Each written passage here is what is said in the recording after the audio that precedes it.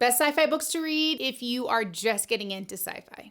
I am a romantic fantasy reader who is brand new to sci-fi, so trust me when I say these are the best way to transition into sci-fi, in my opinion, which I tell my husband all the time is correct. Dark Matter by Blake Crouch. This is a contemporary science fiction that has pretty easy world building and at its core is really just a romance, and it is fantastic. If you've never done sci-fi before, this is a perfect place to pick up and see if you like the way it feels, because this one is super digestible. Project Hail Mary by Andy Weir. This is considered a high science sci-fi, which means it has a lot of actual science in it. But I thought the way the author talked about the science elements was a lot easier to understand than I expected. And our protagonist, Grace, is fantastic and hilarious and easy to root for. I suggest the audio if you're an audiobook reader, and it is a really good way to step into science fiction. The Murderbot Diaries by Martha Wells. This is the first one. There are a ton of them. These are novellas, so they're super quick and easy and really funny. This is the only one in the series that I've read so far. I plan to read the rest. Who doesn't love a smart-ass deadly robot?